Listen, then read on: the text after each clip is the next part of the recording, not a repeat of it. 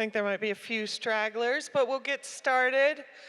I'm so honored to introduce you all to Dr. Vivienne Ming. Please take the time to look at the program and read her bio, check out some of her websites and the exciting work that she's doing.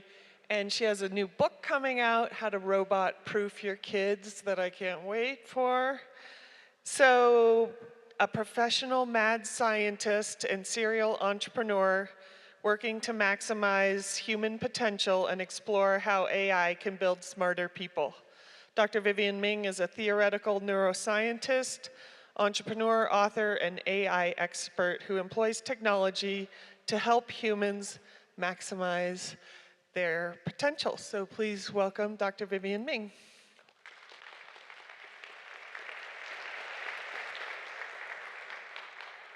All righty, a hard act to follow, but I will do my best. Probably just lots of poop jokes and bad sci-fi references. But I actually do want to connect with a great deal of what Howard was talking about, while also respecting the fact that at least some of you in the audience are here to learn about AI. And that's one of the many things I get to work on. And so I want to make certain I at least give some time to that. So what I've kind of worked out in my head here, because I'm the kind of idiot that walks onto a stage without a plan, is I'm going to talk a little bit about my career. And then I'm going to talk a little bit about AI. And then a little bit about people. And then at the end, we'll have some question time. And everyone's got questions about AI. Is it going to take over the world? Is it going to take everyone's jobs?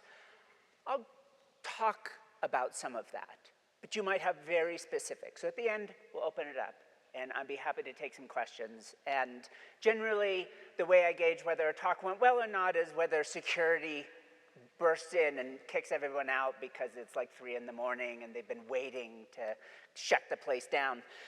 So I don't mind staying for a long time and chatting if people are up for it. But let's start with me. I actually just shared with Howard that one of the coolest job offers I ever got started with a completely unsolicited message. It said, Dr. Ming, in 7 years, we will be a 1 million person company. And your job will be to make their life better. So this was an offer to be the chief scientist at Amazon. Which dates it a little bit. It's like 1.8 million people now. And make 1 million people's lives better. How could I say no?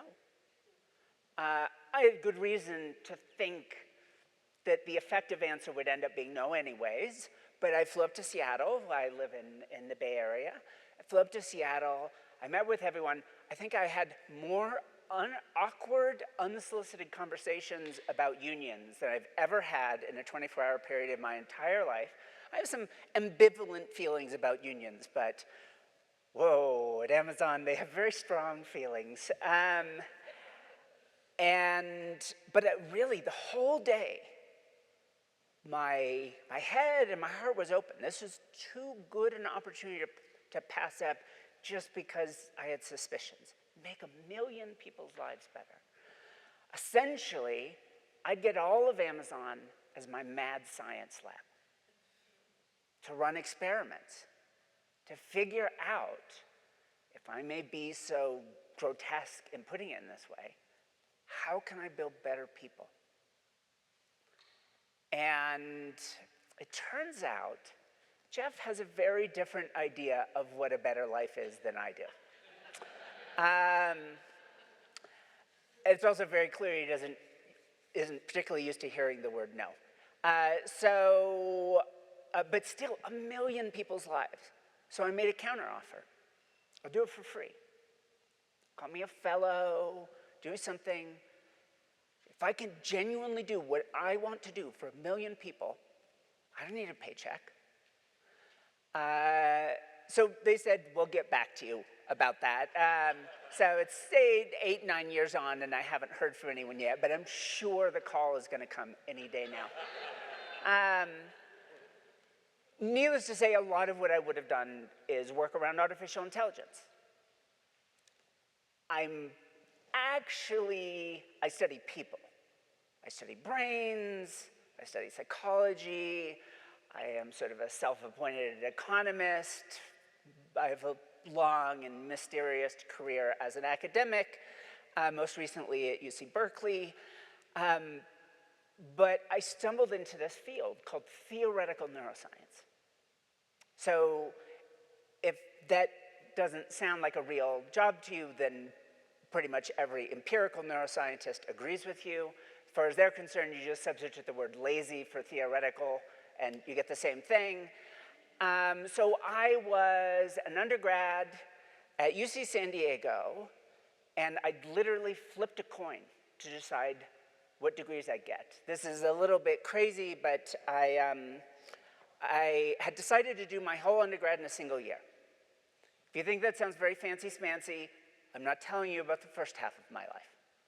But at that moment, this was my goal. I'm going to do my whole undergrad in a single year.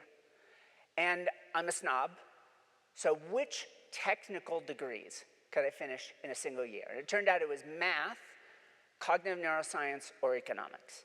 And I thought, math, what am I going to do with that? Little did I know. So I flipped a coin between economics and neuroscience, and it came up heads. It literally came up heads, so I study heads. And I thought, I was going to stick wires into cat brains. I'm sure this is icky for some people, but very honestly, animal research should be as minimal as possible, but it is transformational. And to be able to see what's going on inside someone's brain, and I will say, now we can do this in human beings. By the way, any of you scared of AI? You should be 1,000 times more concerned around neurotechnology research. Trust me, this is what I want to do. When I went around interviewing for grad school, I told people I wanted to build cyborgs, and they literally scooted away from me for fear that my crazy would rub off and they'd get kicked out also. But I thought I was going to be a neurophysiologist, an anatomist, something like this. In my one semester I had under my belt as a neuroscientist, and a professor of mine, so again, I'm not giving you the backstory. We're going to come back to this at the end. That first quarter, UC system, the UC San Diego is on a quarter system. The first quarter, I not only completed all my courses, I got perfect scores in every course. As you might imagine, given that I'm being cagey about the earlier parts of my life, that was a novel experience. And one of the professors, the only programming course I've ever taken, he says, I hope you don't mind. I recommended you to be a research assistant at the lab of a friend of mine, Javier Movillan. He runs this place called the Machine Perception Lab. They just got $5 million from the CIA to build a real-time lie detection system based on facial analysis from videos. And he's looking for an undergraduate research assistant, and you were the top student in my class. I hope you don't mind. So my introduction to AI, not the idea of artificial intelligence. You could probably guess I'm a science fiction nerd. Well, don't get the outfit wrong. I think the invitation said mountain casual. So this is what I wore to the UN last week, and then I've got my REI shoes on. So I go to this place, and I'm thinking I'm going to be a wet neuroscientist running experiments. And then I get introduced to this. My undergraduate honors thesis was a system that found, off of raw video, found your pupils and your philtrum. If you don't know that word, that can be your word for the day. And then it could tell the difference between a Duchenne and a non-Duchenne smile. A real and a fake smile. Which, by the way, it's in the eyes. Everyone thinks it's about your mouth. It's all about your eyes. Your supraorbital muscles are contracting or not. So, this is so cool. I'm a lifelong science fiction and fantasy nerd. Obviously, this wasn't my introduction to AI. I'm guessing my introduction to AI was probably the original Battlestar Galactica, where all the Cylons wanted to kill all the humans. Or maybe it's C-3PO, or maybe some very, very early version of 2001. That's my introduction to it. This was something I built with my own hands that did something fundamentally human. It could tell if someone was really happy or not. And I got hooked. Partially because I didn't have to stick wires into cats. I mean, my field's called theoretical neuroscience, and we just build fake brains on computers, and we teach them how to do things. And if you're lucky, the things it learns how to do tells you something about the brain. As a grad student, I built a system that learned how to hear. I literally walked around the parkland outside Pittsburgh and just recorded babbling brooks and singing birds and snapping twigs, and then published a Nature paper because my AI model learned how to hear based purely on mathematical, just a set of equations. But what it learned to do was virtually identical to what the mammalian ear does. And then we got to take that, because one of my PhDs was in computational neuroscience, the other was in psychology.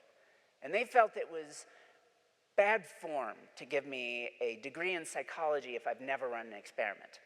So I had to come up with an experiment to run, so we took my AI and we put it into a cochlear implant.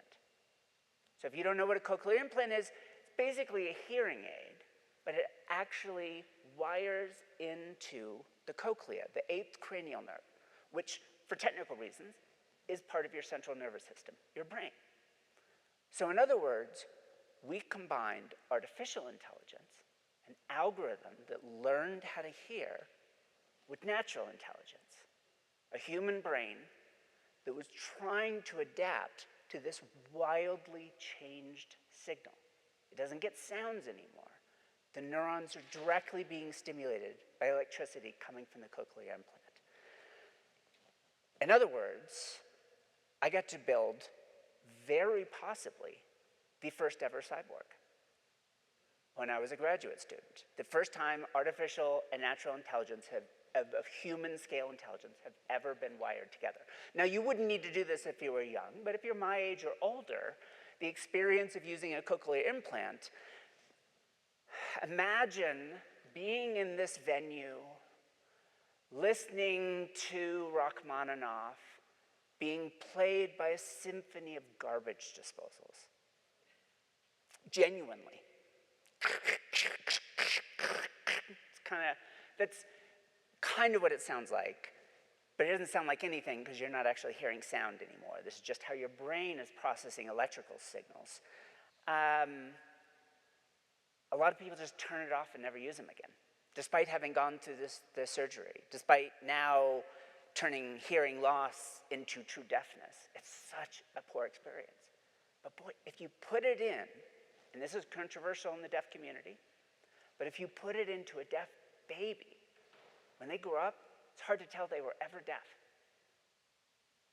So could we give that back to someone that was experiencing profound hearing loss by combining a little AI and a little technology together, maybe with some heart, and doing some good? And it turns out we could. It improved people's ability to understand words that were being said around them. They understood 50% more of the words that were going on around them than using the original version of the system. So I kind of got hooked on that. So I said my first part of this is going to be a little bit about my career. That was my introduction, lie detection, CIA, and some of these early experiences I had with getting to take science and actually applying it directly into people's lives. You change someone's life, you give them back their senses, for example, it's addictive. It's what you want to do from there on out. I love basic science. I've never met a grant proposal I couldn't throw into the fire, but I love doing basic science. And so that opportunity to seek out opportunities to turn basic science into a transformed life is how I decided I want to spend the rest of my career. So to make a long story short, I have the best job in the entire world. People bring me problems. Dr. Ming, my daughter has 500 seizures a day. Please save her life. Dr. Ming, my son can't enter REM sleep. But here's the real mystery if you're a neuroscientist.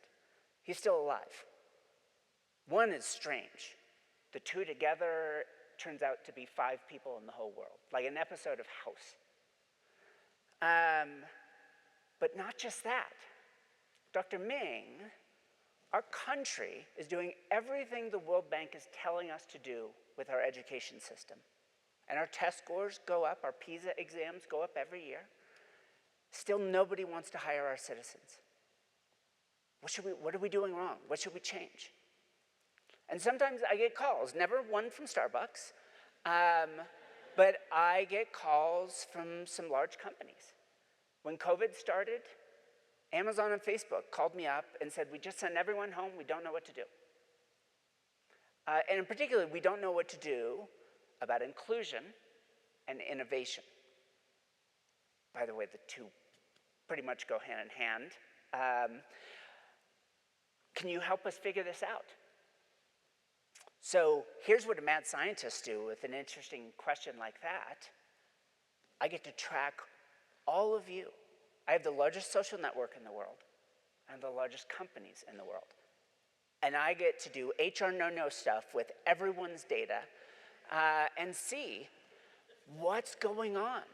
What does it mean when people work from home? But it turned out to be so much more interesting than that, because it led to research programs on the neuroscience of trust. When we meet 2 completely different people, but they're both strangers, but one's very different than us, one's kind of similar. How does our brain respond? Turns out wildly differently, but in profoundly important ways to understand. But also inspired by that question from them and all of that data I got to look at, how do you maximize collective intelligence? How do you discover the smartest teams? What makes them work? And my reason for my question to you also, can you change people? If they don't have it in their heart to make space for others, can that be changed? And if they don't have the courage to speak up when you need them to, can that be changed? Ultimately, that is what Jeff and I disagreed about. He kind of fundamentally believes people are what you are. And we get them in, and a lot of, I think, the company culture of Amazon is born out of this idea that these are fixed assets. And part of what they wanted me to do was come up with very fancy AI. Again, trust me, we'll talk about AI in a moment. Come up with some very fancy AI to happily make Amazon employees choose to leave after about 2 years. Because that's what they had estimated after about 2 years, particularly 80% of their employee base in logistics and warehousing. As far as they're concerned, you know, you're not doing different work 2 years from now than you're doing today, so it's morally wrong for us to pay you more money. So it would be much better if we gave you $5,000 and an introduction to a community college and go do something else with your career. Whatever you do, don't unionize and don't sue us for a workman's comp claim. But wouldn't it be better if they chose it themselves? And obviously, my belief is, of course, people can change. Change is very hard, and I don't think we give it enough respect for how hard it can be to change. But everyone can. And where he holds his belief very deeply, and he's got a very successful career to back it up, I'm the one who happens to be right. It's a burden. Always being right is a challenge that I've managed to overcome in my lifetime, or perhaps more so my wife has managed to overcome. But getting questions like that And I'm going to come full circle back around because it will tie very much into what Howard was talking about a question I got from Accenture, a company of 430,000 people around the world. And they had this very provocative question. What is the biggest driver of productivity inside Accenture that we are not tracking? And yeah, I'm stupid enough that that sounds like a good philanthropic exercise. As long as they don't mind that I share whatever I find with anyone, I'm going to do this. So to facilitate this best job in the whole world, I just get to help people. I built a philanthropic lab. Originally it was called Socos Labs. Now it's expanded into something called the Human Trust.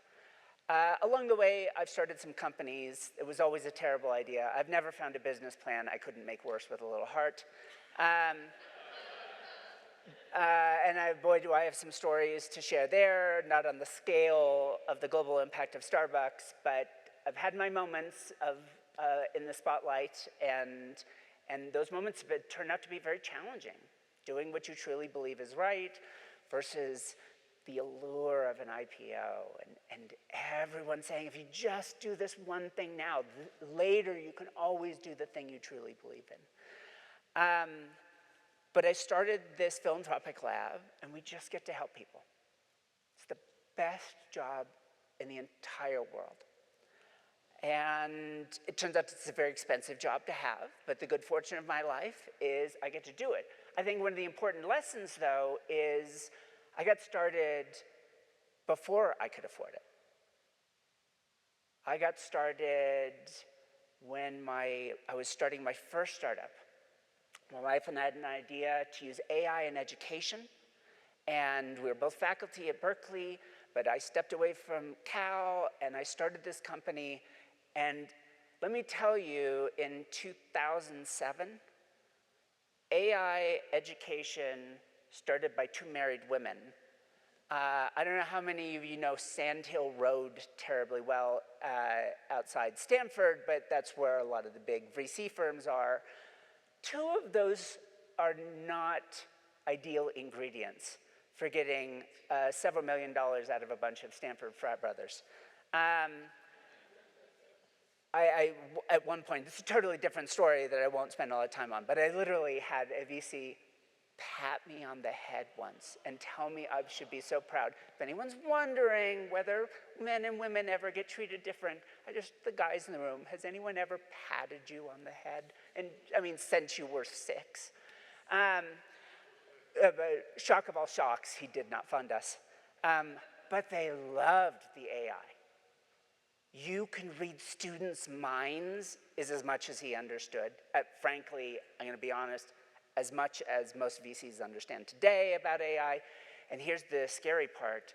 I think about as much as the lone remaining executive at OpenAI understands about AI. All the rest of them have quit. A guy who's never built a model in his life is now deciding AI for all of the rest of us. That might be a little scary. But this is this amazing opportunity. So when I'm about to now chat a little bit about AI, understand it comes from this lens. I'm not actually an AI expert. It's very cool. I've invented some AI. But for me, it's a tool. It's a tool that facilitates the things I actually want to do in the world. It may be one of the most powerful tools ever invented by man. So we shouldn't underestimate this tool. When I say it's just a tool, wow, it's an immensely powerful one. But tools are what we make them, or more accurately, what we make with them. And so let me share 2 stories of how I use this tool before I go. And trust me, I'm not going to give a technical talk about AI, but we will get to it. I will keep saying into hour 3. So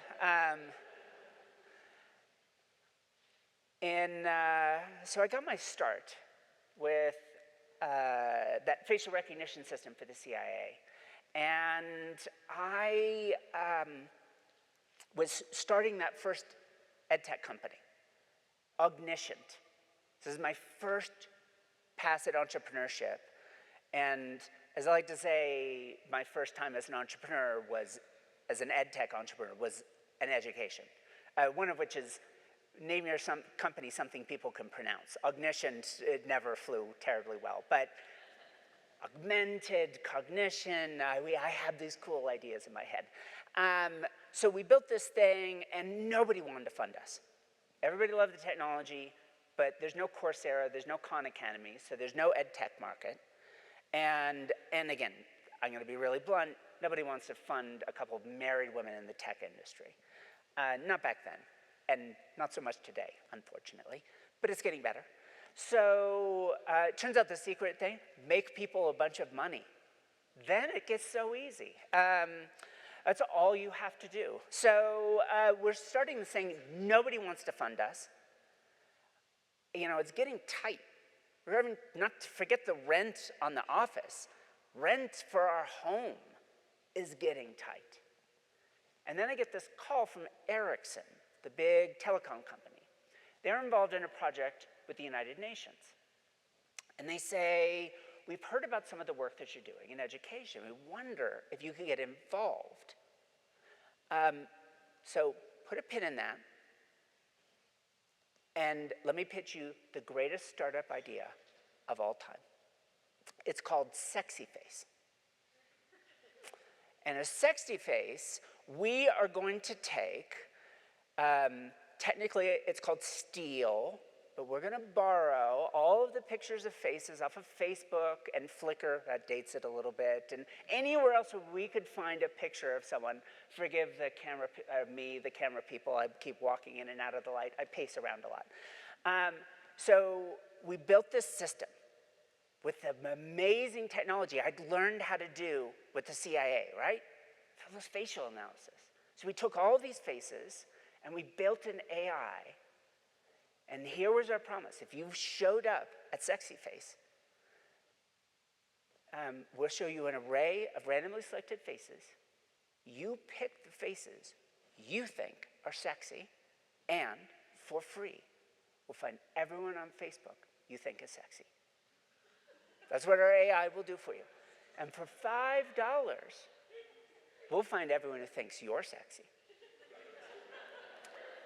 Now, it would be very easy to think I'm a horrible person. So this is a real site. It doesn't exist anymore. This was a long time ago. But if you showed up at the site and you played a couple of rounds with us having completely lied to you about why you're doing this, it then confesses. Actually, this is just a mind-reading game. Pick any kind of face category, and our AI will guess what it is. So, Southeast Asian mutton chops and a sense of ennui. Well, interestingly enough, if you were consistent in how you made your choices, our damn system could figure it out. I mean, again, this is like 2008. And we had an AI that if your category was ennui and you were making a consistent judgment, it would figure it out, even if you couldn't explain what it was you were doing. What's a competent face? It could consistently pick that out. There's a whole story there, but I'll get to the punchline I'm heading to, is after you played a few rounds of this, it would confess as well. Thank you so much. This whole thing has become, in fact, a Trojan, which is a kind of a game in which we've tricked you into playing to do something else. What you've actually been doing is training our AI not about faces, but how people perceive faces. Because it turns out your face and how I perceive it are inextricable. And if I really want to understand a picture of a human being, I need to understand how they're being perceived. Why is that important? Because of the actual project we're working on. The one Ericsson brought us from the UN, called Refugees United. The UN refugee organization has a book. And that book has 1 million photographs in it. And those photographs are of every single orphan refugee and refugee camp in the world today, not in the history of the UN, today. 1 million little kids. And if you've ever read about refugee camps, there is nothing worse you can imagine in human experience. Except, of course, being alone. So we built this system because we could, with minimal technology, put it on a little tablet, slightly retrain our model from our Trojan, train up on those 1 million faces. And then an uncle, let's say from Damascus, and he hasn't heard from his sister's family in Aleppo in months, and you're fearing the worst. You drive all the way across the border, because you're not a refugee till you leave the country. You're just a displaced person. So he drives across the border into Jordan, and he goes to the camp, and they give him a book with 1 million photographs in it. And you start leafing through it, hoping you do find your niece, hoping you don't find your niece. We built it onto a tablet, and it pulled out a random set of faces, and you select the ones that look a little bit more like your niece, and then it pulls up another screen of new faces, and you select. And after about 3 to 5 minutes, if she's in a camp anywhere in the world, you found her. Even if she doesn't know her own name or what village she came from. There are 2 projects I've worked on with AI in my life. I've worked on a lot, 25 years, I don't know, dozens of projects every year of similar aspects. But that's one of the 2 that I'm most proud of. The other one, and it's so easy to be scared of what AI might be, what it could do to us, especially if it's unclear to you what it is and what it might do. But if you keep in mind what it can do if we choose to use it in that way, it might give you a different feeling about AI as a tool, as a paintbrush for an artist to wield to paint something beautiful. So in 2011, it's November, we're headed towards the Thanksgiving holiday, sorry. I travel internationally a lot. I was about to say the US Thanksgiving holiday, because you wouldn't have any idea what I was talking about. So us weird Americans. My son, who had just turned 4, it's Sunday, beforehand, and he throws up in the bathtub. I have a couple of kids now. I'm sure many of you have kids. Things come out of, all sorts of things come out of all sorts of holes. You don't sweat. Unless the wrong thing's coming out of the wrong hole, don't worry about it. And, my dad was a doctor, so I'm one of those kids of doctors. If you're the child of a doctor, it's a bit like the Black Knight scene from Monty Python's The Holy Grail. You've lopped off all of your limbs, your intestines are spilling out, and you're like, I don't want to be a burden I don't want to be one of those people that shows up at an emergency room just because all my limbs got cut off. So we don't rush in. We call his pediatrician. They say it sounds like the flu. Don't worry about it. By Wednesday, he's delirious. He can't stand up, and he's lost 20% of his body mass. For any of you that are nerds, his acute issue was ketoacidosis,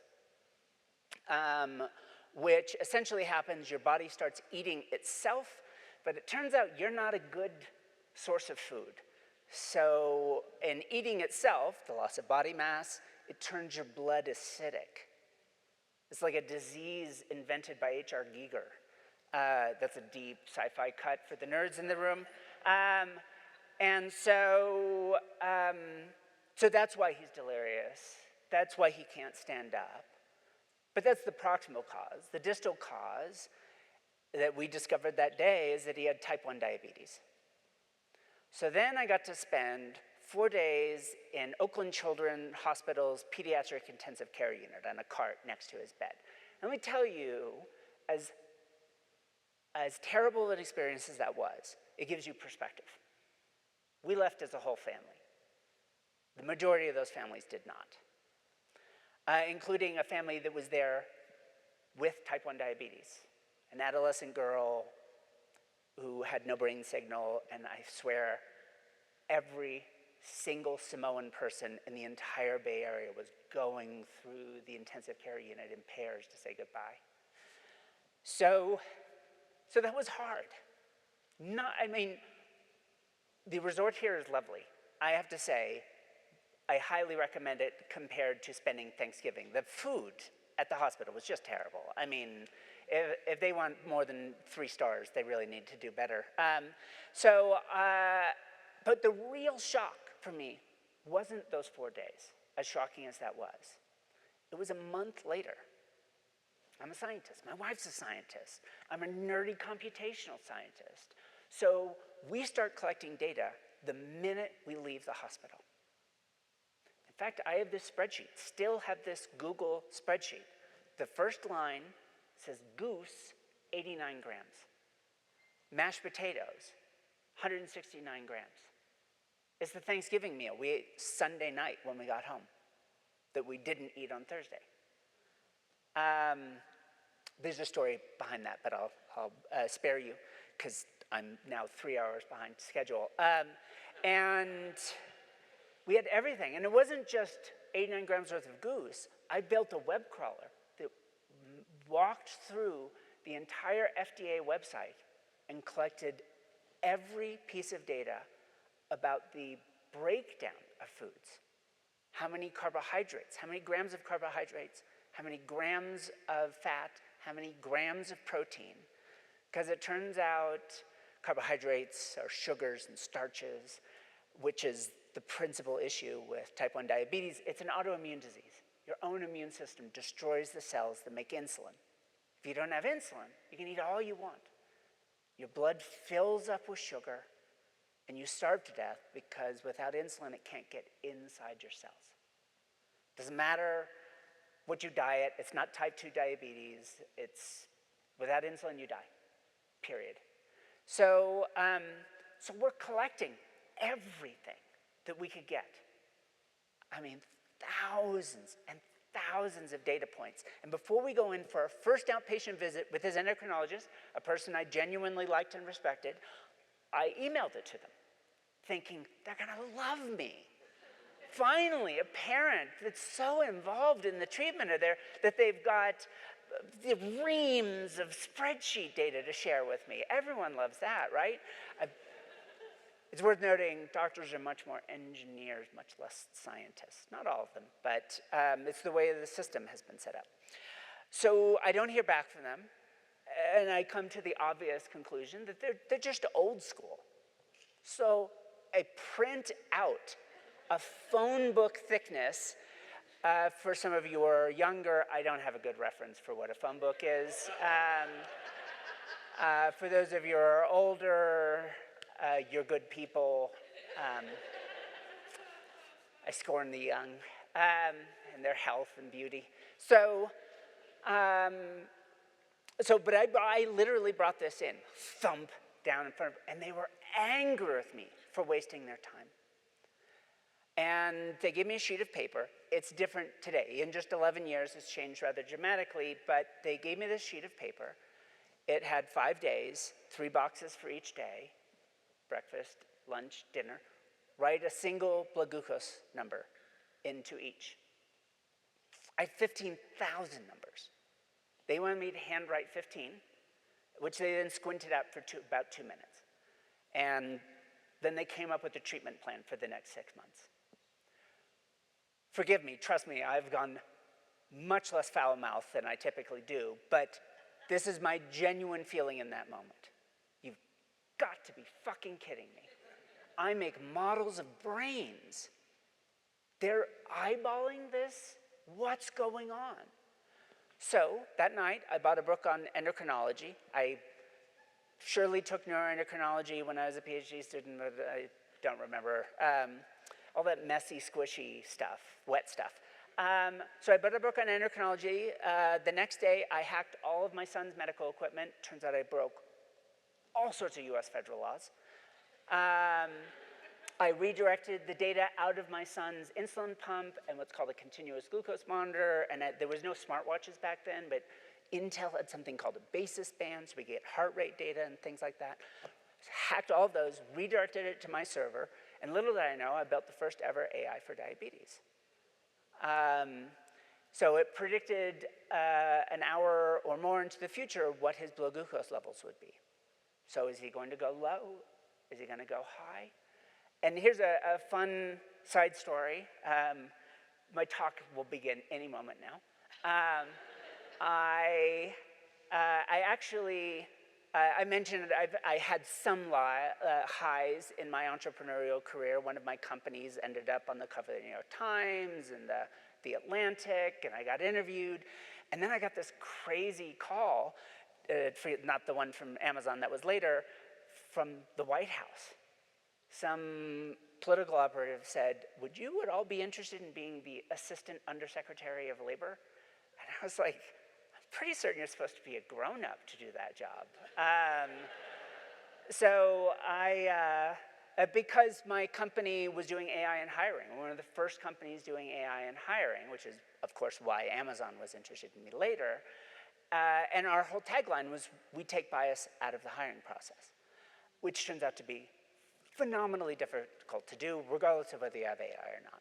But I'm genuinely proud of what we tried to do, and we got this, and I got this invitation, and then I talked with them a little bit, and I'll paraphrase to say my takeaway message was, you're right, you are pretty weird, so why don't you keep doing what you're doing? But would you mind coming to the White House? We're having a party, and we'd love for you and your wife to come. So I got this invitation. I got to go to this fancy black tie event. Both President Obama and Vice President Biden were there at the time. I got to meet President Biden, who has the largest, whitest teeth of any human being I have ever met in my entire life. He seems like a genuinely good person, but I felt like I was supposed to put a little sugar cube and hold it out and be careful. But that wasn't the real thing. The real thing is I had sent a message ahead of time saying, hey, is it okay? I've got this thing I'd like to bring with me to the White House, if it's okay. And they said, oh, sure. They had no idea what they were talking about. So the Secret Service saw me stroll in on the security cameras with Google Glass on. So before Google had released it, they gave me a pair to come up with things to do with it. So I built one of the first systems to analyze facial expressions, but in this case to help autistic kids learn how to read facial expressions and natural interactions with other people. So I love that. But I also had my Google Glass sending me real-time updates from the AI that was monitoring my son. So he was back in San Francisco with my sister. I was inside the White House, and I got a little update. Felix is going to go low in about an hour. So I sent a text message to my sister, and I said, could you give him some crackers so he doesn't go low? He didn't go low. So that was cool. What wasn't as cool is my wife and I fake it on a stage, but I have no actual social skills whatsoever. I mean, autistic badgers look at me and feel pity. So my wife and I, we get into the White House, and there's crowds of people trying to get close to where the president's going to come out, and we screw that. So we find the hors d'oeuvre table. And we were putting them in our purses, because the White House throws a great party, or did, and it doesn't have to end when you leave the White House.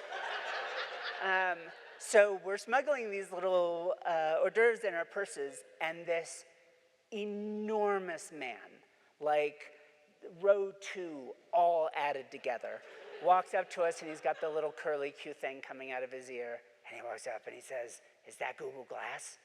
And I mean, when I first saw him, I thought, shit, we're busted for stealing food from the White House. But he says, is that Google Glass? And I said, yes.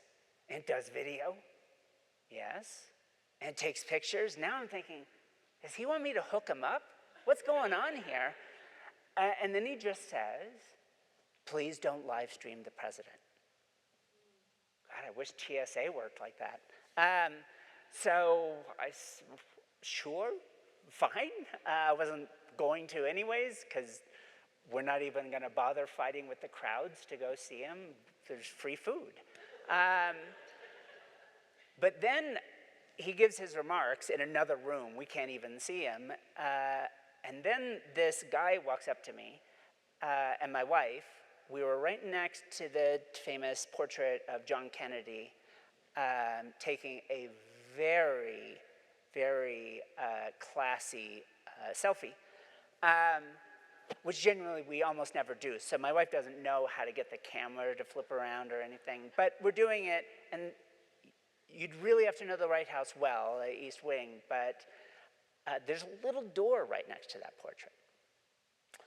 And this guy who looks like Admiral Nelson walks up to us and he says, take one step back. I got 17 minutes to tell you all about AI. Take one step back and stay right here. And we kind of look up from our self-absorbed selfie picturing, and we see the Secret Service is pushing everyone else away. And there's pretty clear, there's only one thing that's about to happen. So we and a couple of other people, I don't know who they are, donors maybe, that little door pops open, and Barack Obama steps right in front of me. And he looks right at me, and he just shakes his head like a disappointed dad, like, lady, fluorescent blue computer on your face at my party? Do you have no dignity? He's jovially disappointed in me. And my wife doesn't realize the President of the United States is standing right in front of us because she knows it's going to happen, so she wants to get the camera ready, but she doesn't know how to flip the picture back to the front of the camera. So he's literally standing in front of her. She's staring at her phone. I'm just sort of grinning like an idiot, and he's giving me the disappointed dad treatment. And he realizes they're on pause. So he goes over and talks to these other people, and I'm trying to tell my wife to put the stupid phone away. And then he comes back over to me, and my first words to the President of the United States were, okay, class, take a picture, because it was all voice activated. So it took a picture of him. I didn't live stream him, but I took a picture of the president, and Google has confirmed it's the only presidential portrait ever taken by Google Glass. It is a terrible picture. This is why this is such, we all are wearing it today, is such a good product. But here's the thing. I built a superpower. Could you imagine, as I can, being the one person in the world that could build something that would dramatically change your own child's life? Of course I'm going to wear it to the White House. I don't care if I look like an idiot. It was my superpower. So it turns out the words Vivienne Ming now appear in Secret Service policy for the White House around what you are welcome to wear and what you are not welcome to wear.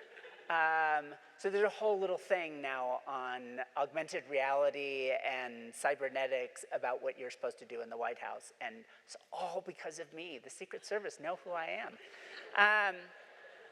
But again, imagine being able to do that for your child, for anyone's child. Be able to build this thing that could change their life. And I can imagine that. And then we thought hard about it, and we gave it away. I got on the phone with everyone that would take my calls at Novo Nordisk and Dexcom and Eli Lilly, and I told them, no strings attached, no license, no patents. Here's how to build it. By the way, I just told your main competitor how to build it too. I believe in markets. I just have other motivators for what I do. And today my son has a closed-loop insulin pump with AI built into it. The continuous glucose monitor and insulin pump talk to each other, and they change their rates based on stuff. And it's all based on those original algorithms we developed and gave away. So, 13 minutes, everything you need to know about AI. Here's the most important question I can ask you about artificial intelligence, or at least it launches into a useful discussion. Are you happy? Genuinely. Are you happy? Yeah, terrific. If you weren't, do you know what you would do about it? I think some of us do, not everyone. Here's an interesting truth that I must confess as a scientist who studies human beings. Intelligence predicts all sorts of things. Intelligence strongly correlates, and I think very plausibly is causally related to increased lifetime earnings. It's almost definitionally related to academic performance. Intelligence is uncorrelated with happiness. And it's a thing that's always bothered me. People with larger working memory spans, one very low-level measure we might use for intelligence, engage in a lot of desirable behaviors. They have better diets. They live longer. Their health outcomes are better. They earn more, all these sorts of things. But again, we see intelligence doesn't predict happiness. And it doesn't, the reverse is true. Intelligent people aren't more miserable. They just appear to be unrelated. But maybe it's how we're measuring intelligence. The way we measure intelligence in schools, or if you're applying for a job, is we ask you questions. What's 2 plus 2? Factorize this polynomial. When was the Treaty of Westphalia signed? What is the agile coding strategy in this context? Write the code for this problem, whatever it might be. We ask what are known as well-posed questions. Questions that have wrong and right answers. And the more of those, and the more esoteric of those you can answer, the smarter you are. And the farther you go in your education, since almost all of our education system is about teaching people how to answer well-posed questions. How to deal with being unhappy is not a well-posed question. It is about as ill-posed a question as there can be. There's some guidelines, but I'm here to tell you quite definitively, because again, I'm always right about everything. It's different. Those guidelines are talking about the averages across human beings, and there's literally no such thing as an average human being. We're all different in medically and lifelong meaningful ways. So how you find happiness, if you don't have it in the moment, is ill-posed. It's an exploration of the unknown. It's about context, and it's about you and your relationship to other people. It is messy. So maybe it's not surprising that intelligence doesn't predict happiness, because we're only measuring intelligence with well-posed questions. We're not asking people how good they are at exploring the unknown. Well, here's where I'm finally, with 10 minutes left, going to give you some facts about AI. By its very nature, that system I built that learned to predict my son's blood glucose levels. I gave it his previous blood glucose levels, and I had it predict his previous blood glucose levels. The system I built to analyze faces. I gave it faces, and then I gave people's judgments about faces. In essence, over and over again, all of AI is trained with well-posed questions. Here's the question. Here's a picture. Is there a giraffe in it? Here's the right answer. And then you train this amazing tool, this giant thing, to answer this well-posed question. So what is it not trained how to do? Answer ill-posed questions. It's not trained how to explore the unknown. So there are two incredibly important, and I hope immediately obvious, takeaways from this truth, which is, one, there's a thing in this world that is cheaper, faster, and increasingly better than we are at answering well-posed questions. I have all of the world's knowledge virtually for free in my phone. If you are building a career on your ability to answer well-posed questions, that job may not be long for this world. And unfortunately, that is almost entirely how not just the US, but the global education system is still immersed in this idea that we need to train people in skills, hard skills in which there are right answers. Well, in a recent test, not just with GPT, but with an open source large language model, though they also tested GPT, they found without any additional training that it could do contract review and discovery, legal discovery, as well as the human beings whose typical job it is to do it, which is to say junior lawyers and paralegals. But the humans took several hours to review those contracts, and open source GPT Gemini took on average 5 seconds. When you work out the math on that, it turns out that these models were doing the exact same quality of job for 99.97% less cost.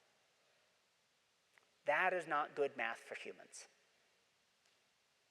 But that's just the one side. That all of those easy, well-posed problems are getting eaten up by AI. But then there's the amazing side. There's a finite amount of things we know about the world, and therefore a finite amount of things we can train a deep neural network or a reinforcement learning model like AlphaGo that can beat the world's best Go players, or any of the myriad different kinds of AI that are out there. There's a finite number of wrong and right answers that we can train into them.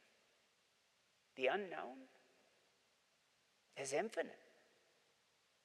I know it might sound terrifying, maybe less for you in this room, well into careers that I'm willing to bet involve a lot of ill-posed questions.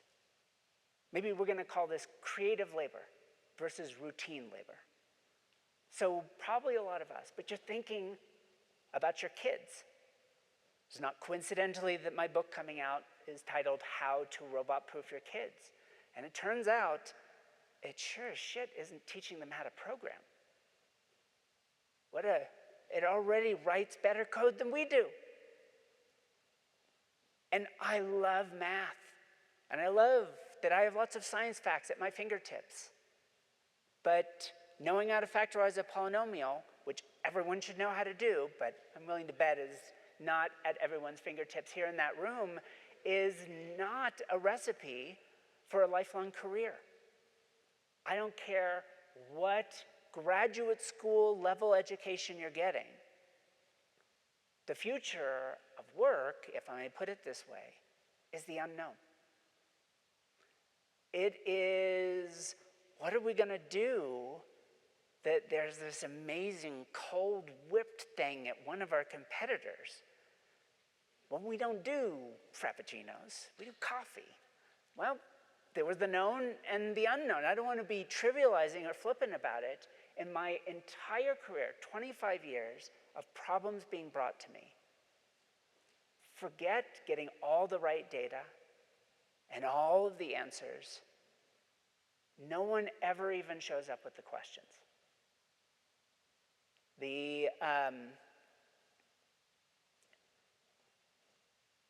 Accenture comes to me and says, what is the single biggest predictor of productivity inside Accenture that we're not tracking. So my whole talk has been about AI because every one of these projects I'm talking about uses AI in some way, but it uses it as a tool. We have artists and their tools. Our whole education system, our hiring, the way we evaluate people at work is all about the tools. But life is all about the artist. In fact, what's terrible is our education system treats students like they are tools. And we need people that have a rich set of tools, but have the courage and the creativity to do something with those tools. So Accenture comes to me with this question, and I get to be a mad scientist inside a company of 430,000 people. So long before COVID comes along, I get to do contact tracing. 70,000 employees volunteered to allow me to track them in real time as they went about their lives. What they said to one another, who they happened to talk to over the water cooler, everything. And like a nerd, I took math. Boy, do I wish I'd gotten that math degree. And I built a model. I don't mean to demean humans, but I'm proud of how clever this was. We took a model of deep neural networks where information flows up the network, and then to train it, you need to do what's called credit assignment. And there's math for this, to assign how each individual neuron in the network of trillions of neurons, how each of them uniquely contributed to the outcome. And I thought, couldn't we do this with the data I was getting out of Accenture? So we built this model, and we could identify these people. It wasn't a majority. There was definitely this small group, but there was this small group who we could see, it wasn't that they were hyper-productive. It isn't this Silicon Valley nonsense of ninjas and 10x and 100x employees and this sort of thing. People genuinely have differing levels of impact on the world. I'm not disputing that, but that isn't what we saw here. What we saw were these people who made everyone else's productivity higher. And then we got to run a bunch of psychological tests and then analyze their actual speech. To say the least, you could not do this without AI. This is the kind of research which would be impossible without building these models that could read everything that was being said and measure it in rich ways and provide insights back. But so we do this, and we see, of all the psychological constructs, the one that most strongly correlated with those people that had this outsized impact on the people around them, it was construct, strength of purpose. And purpose in the psychological literature says simply that you have something in your life that's bigger than you, something that would take more than a lifetime to complete.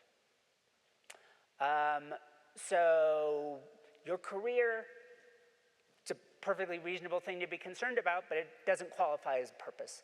And also note that the construct isn't a purpose, that there's some specific one you're supposed to have. Just, do you have a strong sense of purpose? So what's the behavior that we saw? This is where I get to do something different than scientists working inside labs. We have to run these tightly controlled experiments. We just saw people live their lives. And they volunteered this data for me to look at. So what did they engage in that no one else was engaging in, or much more so? They made sacrifices. They helped the people around them when it didn't seem to benefit them whatsoever. And again, much like being able to take this CIA-sponsored training to analyze people's faces and see this fundamentally human thing. Is this person truly happy? Here we got to see something so human. Altruism going on. But we also got to tie it to something bigger, which I'm going to call the paradox of purpose. These people are helping. Now it's flashing, it's flipping me off. These people are making terrible career decisions. If you are a rational, liberal economist, you've got to be screaming at this. You're supposed to be rationally self-interested. You know, an asshole, but not too much. Why are you doing these things for no gain? But here's the paradox of purpose. These people that we were looking at, in that research, and then later in a paper published looking at the UK National Health Biobank, so hundreds of thousands of people, people that scored higher in purpose, even though they seem to be making these irrational decisions, they lived longer, lower central body mass, better insulin sensitivity, dozens of different biomarkers. They had more friends. They went further in their education. Their psychological well-being was higher, which is psychologists speak for happiness. And they had greater lifetime wealth and greater average lifetime income. It's as though I told you that life was some grand race, but it was actually the people that stopped and helped the other racers that, at least on average, tended to win. It didn't make any sense unless we've completely rethought of this wrong. So I'm ending here, obviously, in an attempt to tie a little bit to what Howard was saying. I'm interested in building better people. I got another fancy-smancy job offers. Uber tried to hire me to be their chief scientist. That took about 3 seconds to say, hell no. Travis Kalanick was still the president of the company, and I can actually say this literally for true. You could not pay me $10 million to be alone in a room with Travis Kalanick. Netflix asked me to be the director of algorithms. I love movies. I'm writing a screenplay. Did I mention I'm a sci-fi nerd? I'm writing a screenplay right now, but the idea that I would spend the rest of my career recommending movies to people. I want to build better people. Talked about political polarization and trust. The brutal truth is, yes, AI can help fight AI. I get interviewed about this a lot. Can it help break up disinformation? There was that, wherever I'm pointing here, that great article recently about GPT being able to take people out of their sort of deep end obsessions. But the simple truth is, the reason misinformation works, both in the United States and around the world, is because we want to be lied to. Because we'd rather hold our belief in this thing more so than confront ourselves, explore the very unknown experience of being wrong, being uncertain about the world. And particularly when that's getting reinforced by elites, it makes us susceptible to misinformation. Not because we've truly been tricked. The interesting thing about a lot of those interventions are super simple. Put a little flag next to a social share on X. Of course, Elon won't let you do this anymore. But I'm told that he wants to die on Mars, but not on impact. I'm all for either way. I mean, his choice. Let me be clear. I don't wish him ill. But it's, in this particular context, the idea that a simple intervention, a little bit of computation that says, hey, think a moment about whether you think this article is true or not, turns out to dramatically reduce sharing of untrue articles, particularly by older adults. But my reading of that story is, why did they need to get reminded? Clearly, it didn't say much of anything. They knew in their heart the story was wrong, but they wanted it to be true. That's not a problem with technology. That's a problem with us. I want to build better people. I just happen that one of my tools is something that's not terribly people-like. Unless, of course, I have my way and I get to implant chips in all of your heads. And if you don't remember having agreed to that, then it all worked out for the best. So this has been a very strange talk about AI. And I know we're already way over. And so I want to do two things. One very quick, and one I'm willing to take as much time as you'd like. So that latter one is answer questions. Here's the dirty truth about reality. There really are bad questions, but you got to ask them anyways, because who knows what's going to be a good and a bad question. So we'll get to that in just a moment. What I'm going to do first is just say this one thing. Why I took all this time to talk about things I did with AI rather than about AI. It's because I really believe that we can be better. When I was born, I was supposed to win a Nobel Prize. I don't mean that like my parents were cruelly driving me to this, or everyone just expected it. It doesn't do good things to you when you're 11 and you realize you're not the smartest person in the world. And by the time I was in high school, I was sleeping through all of my classes, and when I first showed, and I did very well on standardized exams, tells you as much as they predict, I immediately flunked out of university and ended up homeless. So the 90s are not my favorite decade. The only thing I really remember clearly about the 90s is the exact price of a box of rice-a-roni, because it turns out I would collect that much in coins off the street, and that would be my meal for the week. And by 1995, I had a calendar, and I was crossing off the days until the end. Because it's America, and I had a gun. And I've only ever disappointed everyone, including myself. And I've only ever let people down. And boo-hoo for the poor little kid. I've never been happy, so what's the point?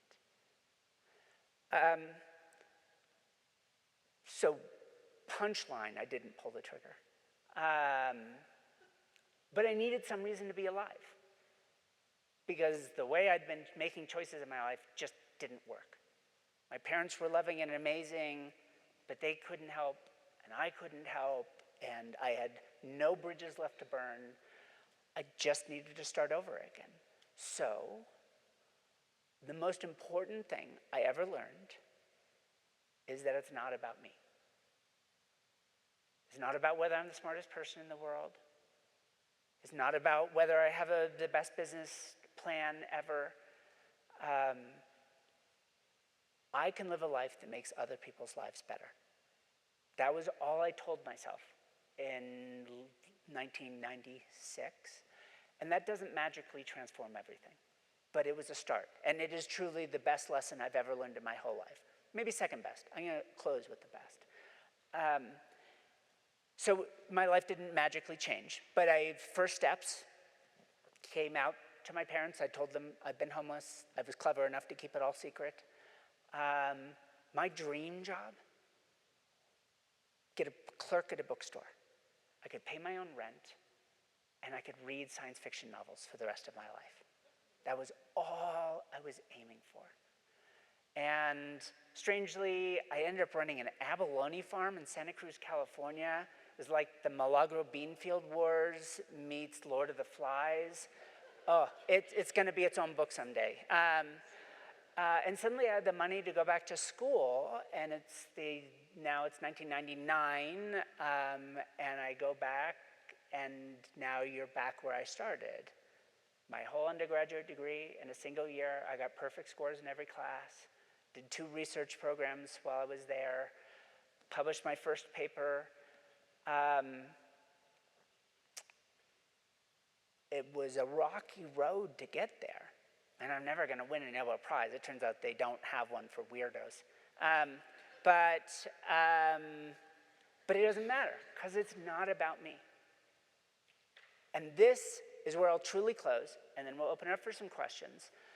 I have had the chance, I ran the numbers recently.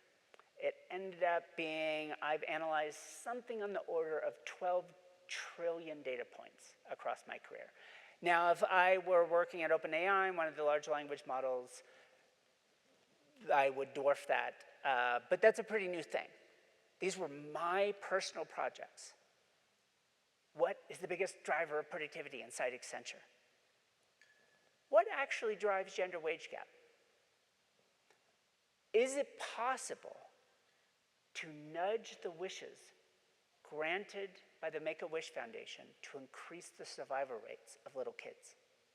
By the way, yes, it is. It has a causal impact on their lives. So I've had the chance to analyze all of these data points, all of those individual projects saying something different about the world. But if you put them all together and you squint, what does it say? If you want an amazing life, you have to give it to someone else. So thank you so much for your time tonight. I truly appreciate it. And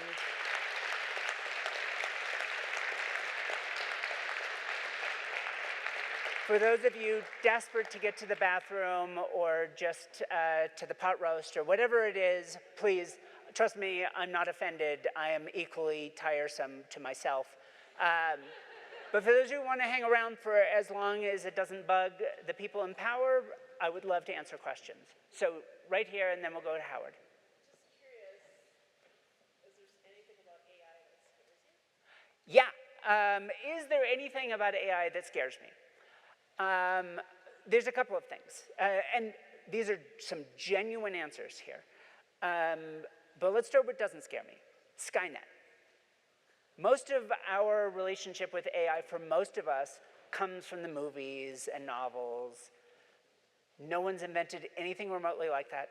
It doesn't matter how big GPT or Gemini get, they will never be that. We can go into the technical reasons why, but that isn't where my fear lies. AI isn't about to wake up and have an opinion about Trump versus Harris. Here are the things that genuinely scare me. And they're almost all about what people are choosing to do with AI. So here is something we should all be scared about. What's his name? CEO of OpenAI. So he got up in front of Congress. So like I said, I fake having any social skills whatsoever. I can't even remember this guy's name. So he got up in front of Congress, and in trying to pitch the beauty of AI to them, he, amongst his various things, he said, imagine a world in which every kid had their own AI tutor. And the research is clear. If you could magically wave a wand and give every kid a tutor, it would truly be transformational. Every kid has an AI tutor. It truly shocks me that he's saying imagine it, because it turns out AI in education has been studied for decades. And if you want one strongly replicated reality about AI tutors, is that the students that have them perform worse than the students that don't. So in a controlled study, there was a pure control group, a group that had an AI that would, kind of like GPT, would just answer any question. Another one had an AI that wouldn't immediately answer questions. The students had to generate answers first. Then it would step in and offer answers and insights.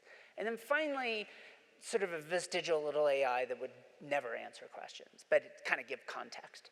And then they run their system, and they found that the students that used the AI tutors did better when they were using them. But when it was taken away at the end for the final exam, they'd learned nothing. And it didn't matter whether it was the AI that gave them answers or the ones that forced them to come up with answers first. If it ever gave them the answers, they learned nothing. Think I'm just talking about kids? A group of researchers at Harvard found almost the same thing with actual working consultants at BCG.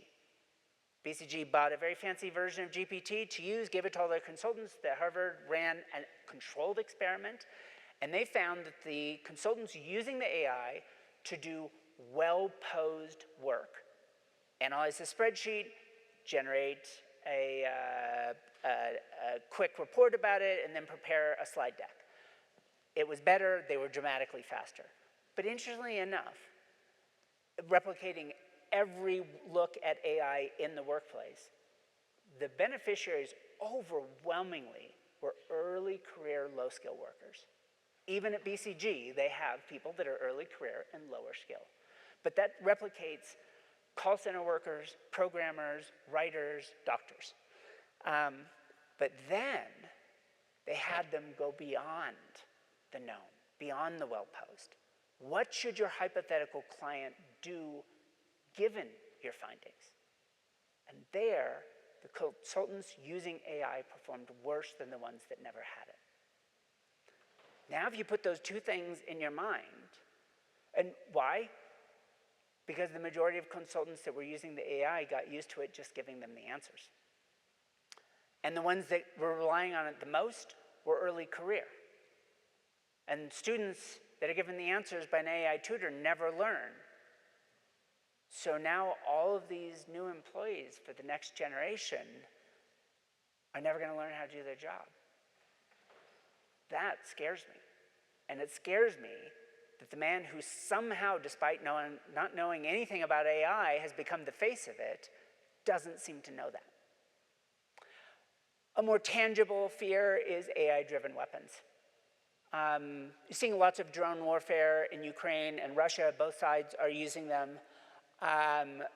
Already, that is kind of AI-driven. The stabilization systems are an old-fashioned form of AI. It would be possible to build them without that.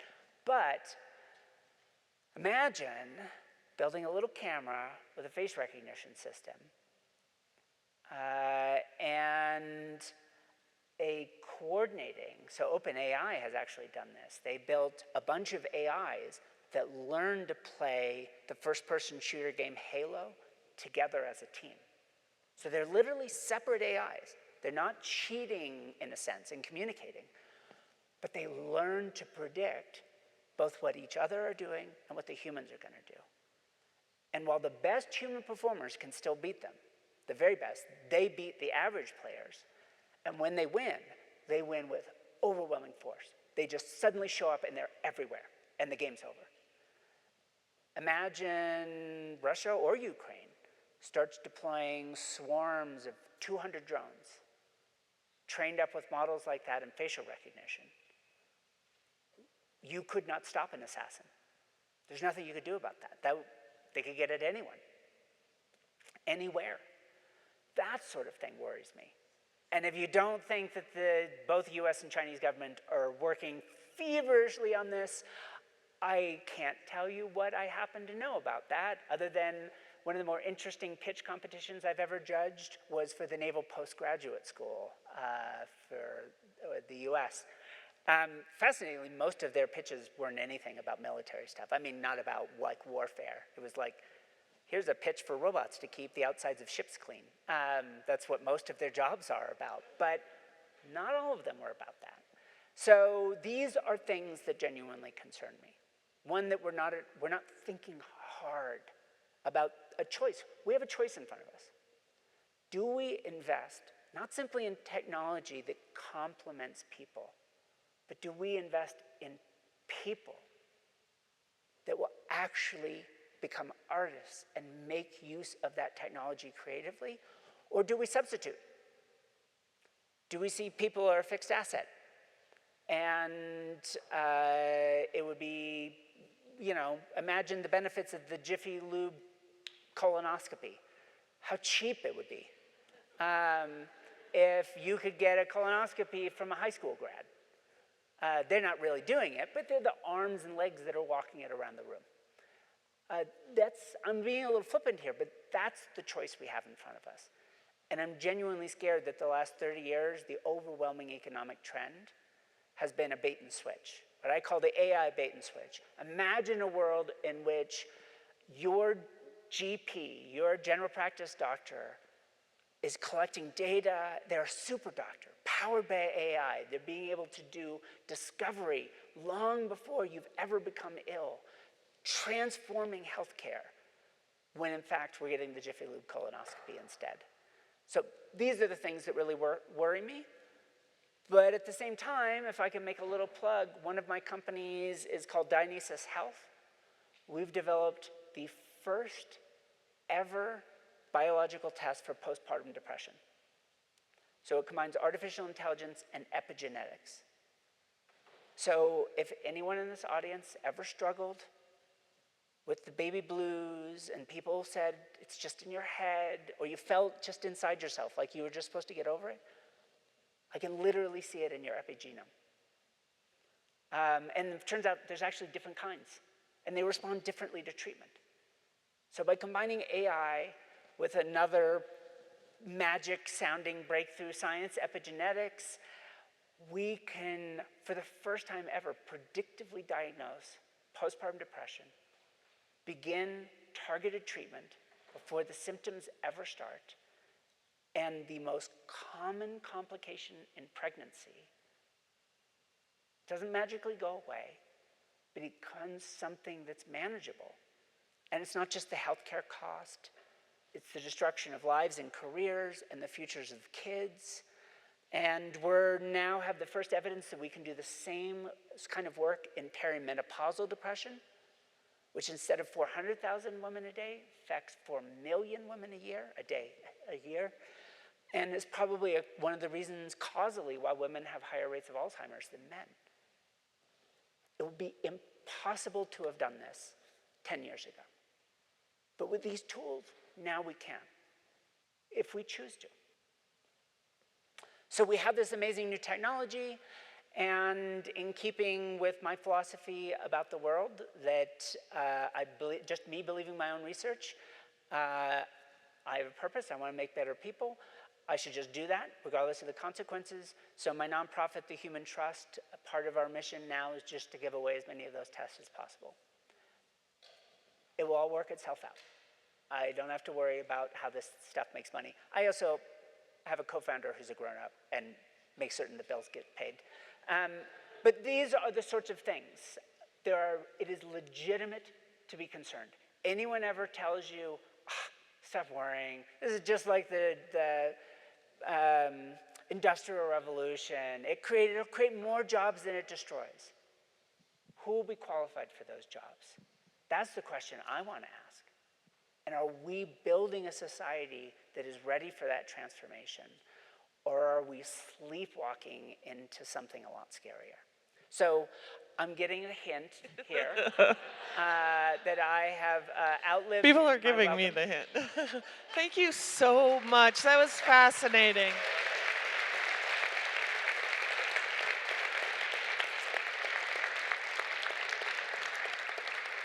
Thank you so much, everybody.